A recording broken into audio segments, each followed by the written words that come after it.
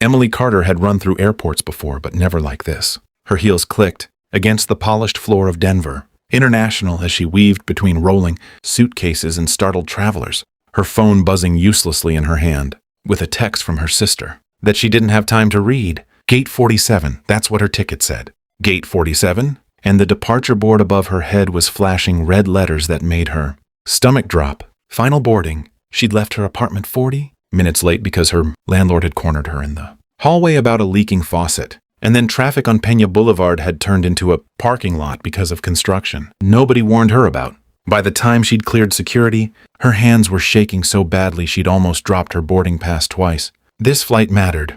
It was supposed to take her to Chicago, to the funeral of her grandmother, the one person in her life who had never once made her feel like she wasn't enough. Emily had promised herself she would be there, sitting in the front pew holding her mother's hand. She'd promised. She reached gate 47, breathless, her lungs burning, only to find the gate attendant already closing the door. "I'm here!" "I'm on this flight, please." The attendant, a kind-faced woman with silver hair pulled into a tight bun, gave her a sympathetic look.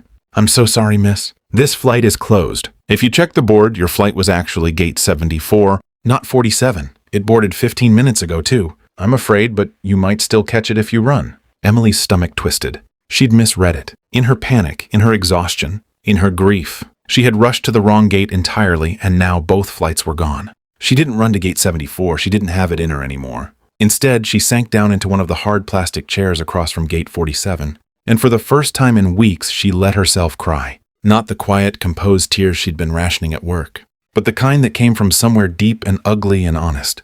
She cried for her grandmother, for the eulogy she wouldn't be able to give, for the promise she'd broken, for a life that had felt lately like one long list of things she couldn't hold on to. Rough day? She looked up, swiping at her face, embarrassed. A man stood a few feet away holding 2 coffee cups. He looked to be around her age, maybe a few years older, dressed simply in a gray Henleyan jeans, a duffel bag slung over one shoulder. He had the kind of face that seemed built for kindness, not conventionally polished, but warm, with tired eyes that suggested he understood something about hard days himself. "Sorry," Emily said, wiping her face again. "I don't usually fall apart in public." "No judgment here," he said. "Airports are basically emotional pressure cookers. I once cried in the Atlanta airport because they ran out of my brand of pretzels." He held up one of the coffee cups. "I got this for someone who was supposed to meet me, but she's not coming. You want it? It's just black coffee, nothing fancy, but it's warm and it's free." Emily almost laughed, the sound coming out broken and strange. "That obvious, huh?" "That obvious," he said gently, and sat down in the chair beside her, leaving a respectful distance. "Not intruding, just present. I'm Daniel, by the way." Emily, he repeated, like he was setting the name down carefully somewhere. "You want to talk about it, or you want me to just sit here and be quiet company? Both are fine. I'm apparently very good at both." She looked at him. This stranger with his ordinary coffee and his extraordinary patience, and something in her chest loosened, just slightly. "My grandmother died 3 days ago," she said. "I was supposed to be on a flight to Chicago for the funeral. I went to the wrong gate. I ran the wrong way, and now I've missed it. And I don't know if there's another flight today. And I don't know how I'm going to tell my mother that I couldn't even manage this one thing." Daniel didn't offer platitudes. He didn't tell her it would be okay, or that her grandmother would understand, or any of the soft nothings people usually reached for. Instead, he asked, "What was she like?" "Your grandmother." The question caught Emily off guard, but it also cracked something open in her, the way the right question sometimes does. She talked. She told him about Sunday mornings in her grandmother's kitchen in Ohio, the smell of cinnamon and yeast, the way her grandmother used to save her, the crescent-shaped bits of dough scraps, just to watch her eat them warm from the oven. She told him about the letters her grandmother had written her every week during her first year of college, actual paper letters, in loopy cursive that got shakier every year but never stopped coming. She told him about the last conversation they'd had 2 weeks before the stroke, when her grandmother had told her, unprompted, that she was proud of the woman Emily had become, even when Emily didn't feel proud of herself at all. Daniel listened, really listened, the kind of listening that has become rare, where a person doesn't wait for their turn to speak, but simply receives what's being given to them. "She sounds like she loved you well," he said finally. "That's not something that gets erased just because you're not there Thursday. You'll carry that into that church, whether you're standing in it or 3 states away." Emily felt her throat tighten again, but this time it wasn't only grief. It was something like relief. "What about you?" she asked, needing to shift the weight off herself. Who was the coffee for? Daniel's expression flickered, something quieter passing behind his eyes. My ex-fiancée, Rebecca. We're supposed to try one more time. She was flying in to talk things through, see if there was anything left worth saving. She texted 20 minutes ago. She's not coming. Not today. Maybe not ever. He turned the coffee cup slowly in his hands. Turns out we're both people who are good at showing up for everyone except the person standing right in front of us. I'm sorry, Emily said. Don't be. 3 years of trying to force something into a shape it didn't want to be. Better to know now, I guess. Even if it doesn't feel better yet. He looked at her, something shifting in his expression, softening further. Funny, isn't it? Both of us came to this airport expecting one thing, and instead we ended up at the wrong gate, Emily finished. The wrong gate, he agreed.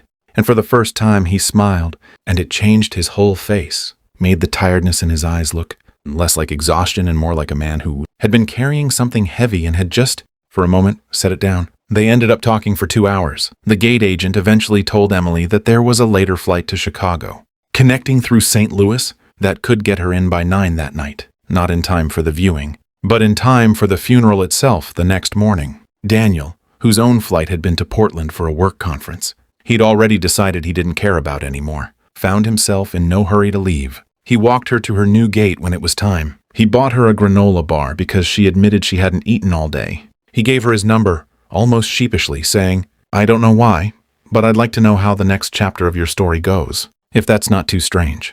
It's not too strange, Emily said. I think I needed today to happen exactly like this. She flew to Chicago. She stood in the front pew, exactly where she'd promised herself she would, and when it was her turn to speak, she talked about crescent-shaped dough scraps and loopy handwriting and a woman who had made her feel like enough. Her mother held her hand the entire time and afterward. When Emily told her about the man at gate 47, her mother had smiled through her tears and said, Grandma always said you'd find something good in the middle of the worst days. She was right about most things. Emily texted Daniel that night. He answered within minutes. Over the following months, they talked nearly every day. Small things at first.